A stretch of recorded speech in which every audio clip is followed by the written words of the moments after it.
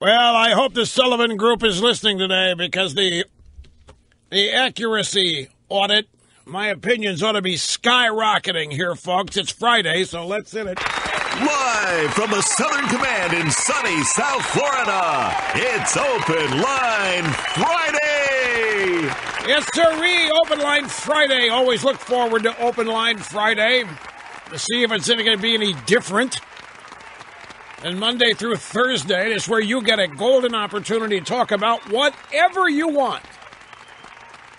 You can be as informed or uninformed. You can be a kook. You can be a conspiracy nut. You go wherever you want to go. You can ask me questions, make comments. It's a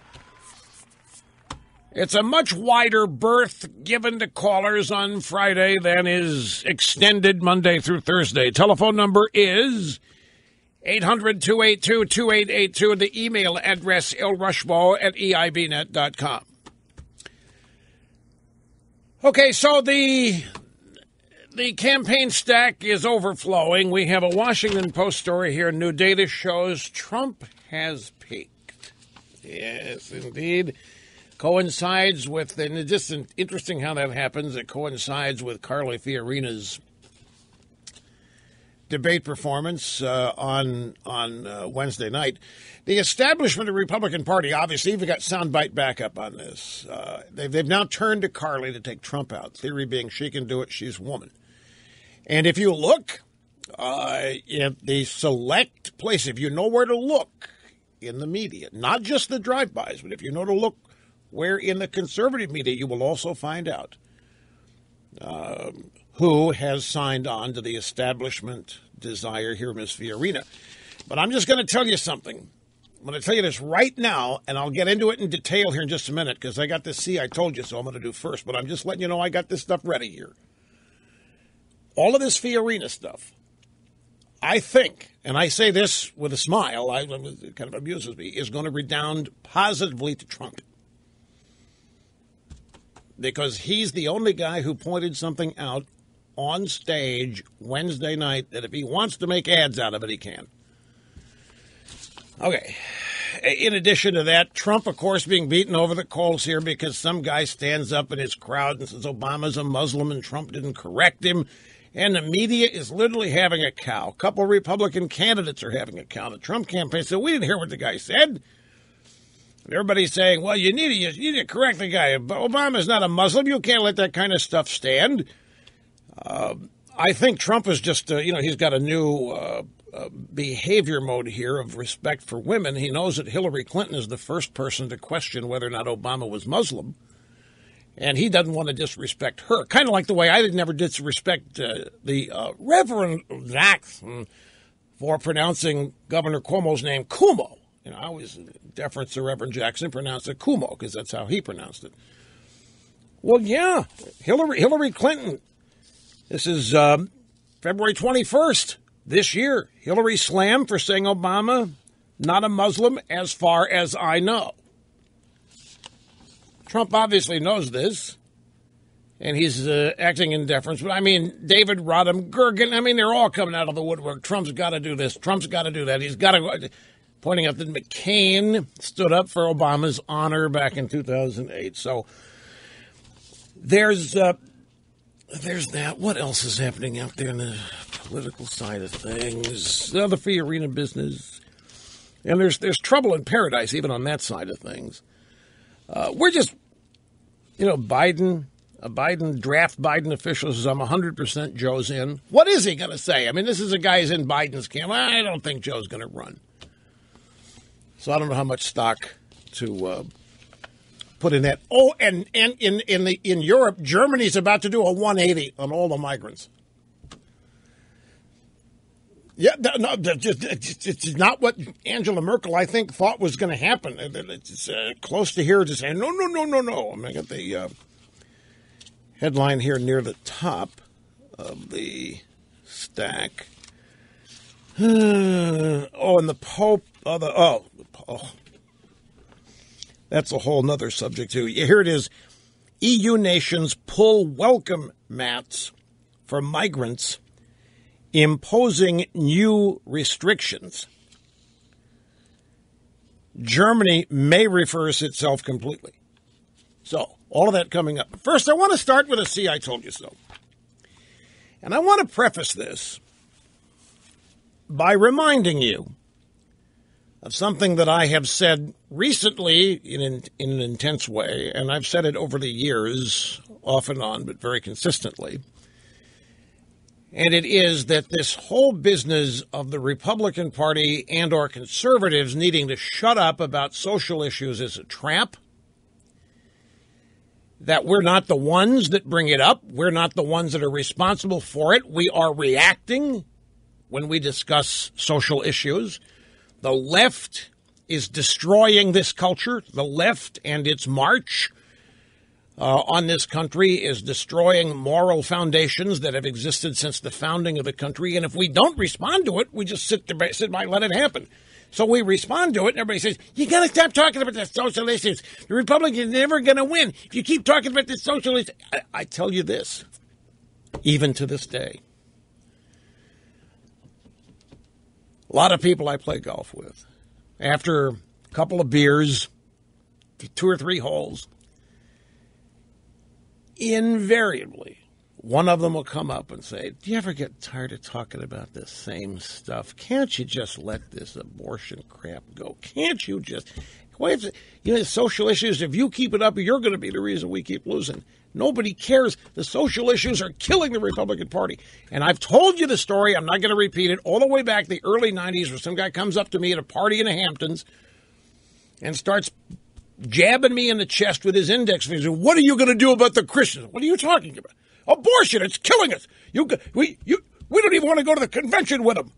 It was in San Diego that year, I think. But anyway, you know the drill. And I have not been taken off my game or intentions about this because I don't think that the social issues are something that harm. I think ignoring them harms. I think because the social issues, that appearing in quotes, it is the left. Look at what's happening with marriage. Any number of issues. The only reason they are issues is because the left is assaulting traditional values and institutions. So those of us who cherish those, stand up and defend them, all of a sudden we're to blame. All of a sudden it's our fault for talking about the social issues. And what it invariably always comes back to, what all of that really means is, would you stop talking? And it's not aimed at just me, by the way. Would you stop talking about abortion? God, it's just killing us. Never going to change it. You're losing the women vote. We're losing the millennials. We're using the kids. You just said it's old-fashioned, fuddy-duddy kind of stuff. Just forget it. Don't talk about it. We can't win. We're never going to win. Because they think that because of ongoing media tricks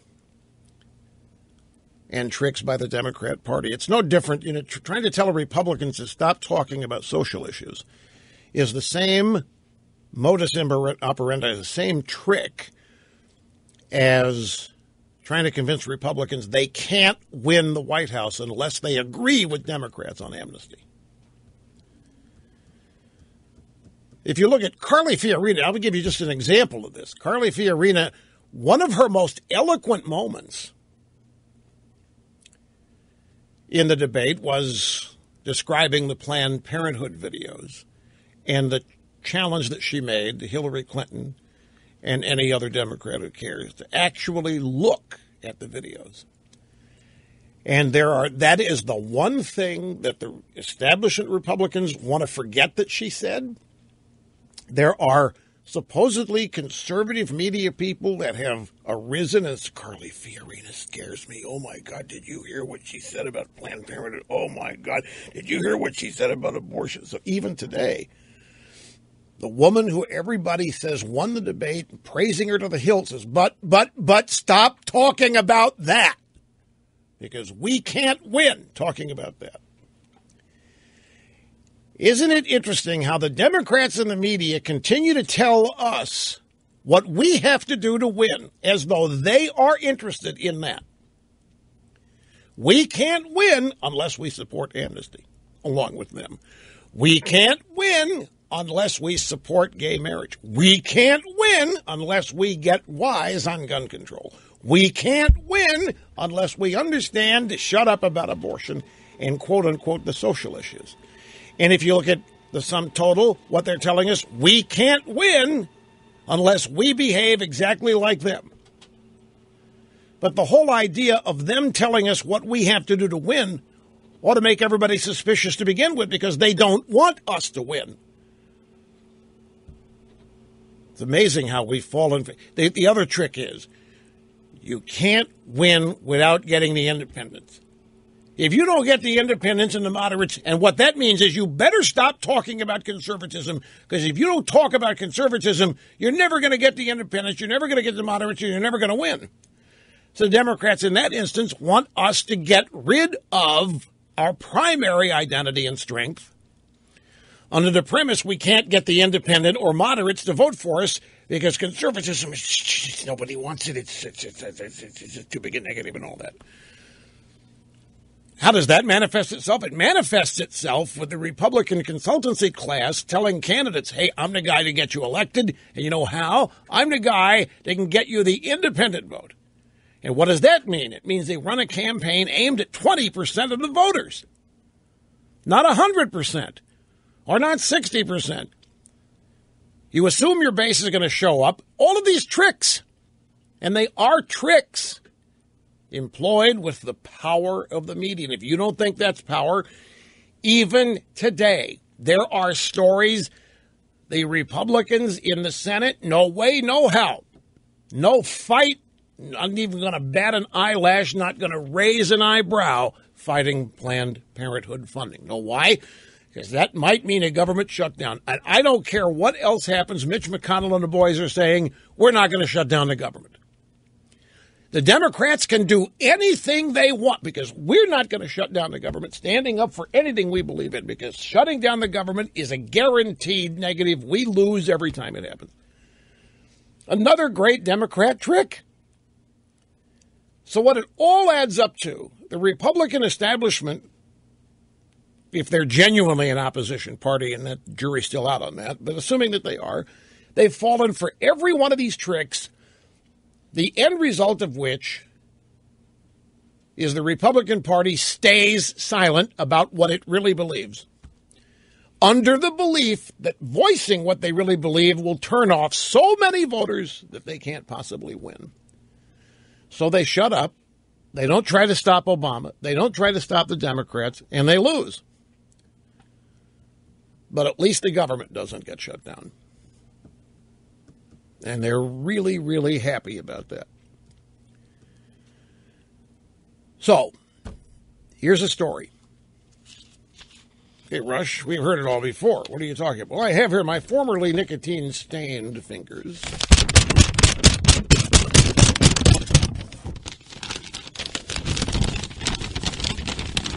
Breitbart.com headline. Social issues surge in importance to voters. Establishment elites repeat in an echo chamber that voters don't care about social issues, or alternatively, that voters favor liberal positions on these issues. So either way, Republicans should avoid them because they will lose. But Republican candidates are ignoring this coastal elite groupthink by tackling these issues. And polls show that voters do, in fact, deeply care about what kind of culture we live in. I know what some of you were saying. Come on, Rush, I'll bet it's a poll we've never heard of. You found some obscure poll just to make your case. On the eve of its September 16th Republican presidential debate, CNN released a poll comparing voters' attitudes on social issues today to where they were in 2011. The result?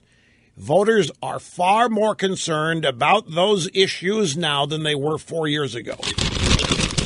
What has happened in these last 4 years? All kinds of cultural rot, all kinds of assaults on the culture and the traditional values and morality that define this country just in the last 4 years. And yet it's we who get blamed for talking about social issues? I start to get mad at this now when this happens at a golf course or wherever it is.